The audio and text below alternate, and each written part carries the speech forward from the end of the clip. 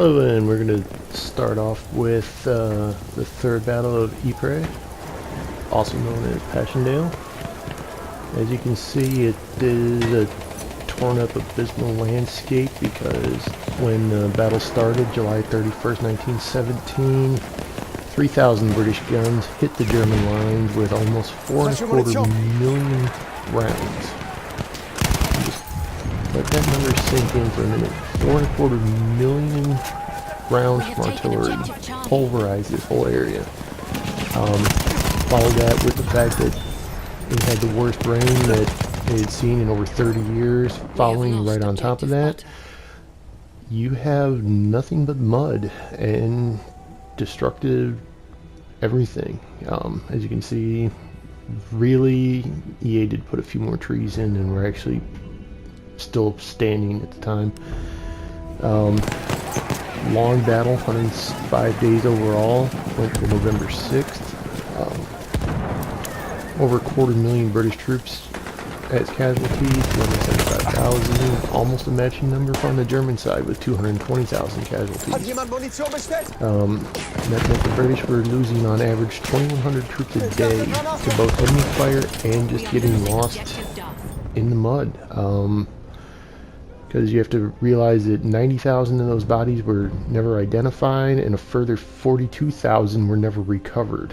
The mud was symbolic. This is what everyone pictured World War I to be.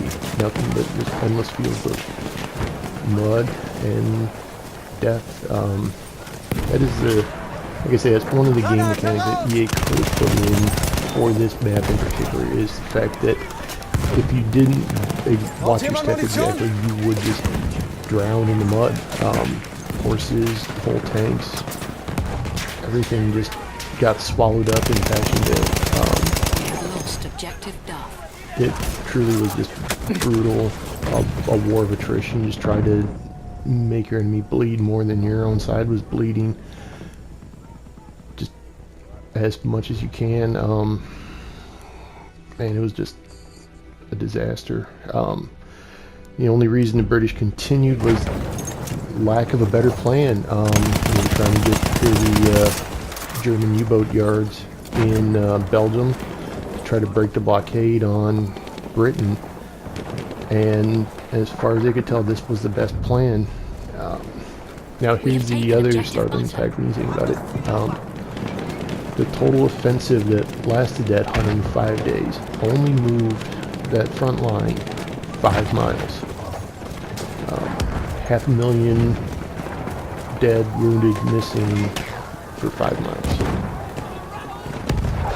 And as you can see, that's why there is no real clear-cut try to do anything overly heroic or special. It's just try to do what you can when you can. And I will say that is one of the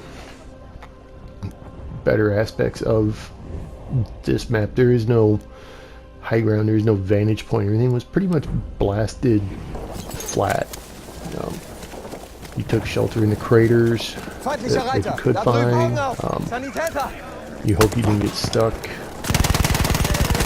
And that was it. You prayed that, you know, the mud wouldn't take you, that you would be able to maybe walk out of it. Best case. And as you can see here, like I say, it's just going back and forth seesaw, trying to take what you can, hold what you can. For this particular map, I'm not using a long range weapon per se. I'm using the Browning automatic rifle, also known as a bar, mostly because of its high damage and rate of fire. It's a devastating one in both World Wars. The United States used it again in the Second World War, and as you can see why, it's a fairly accurate rifle. Nice long barrel, good muzzle velocity, and like I say, that's all you could do in this situation, is just try your best, try to get just that next, 5 yards, 10 yards, 20 yards. Do what you could to try and survive.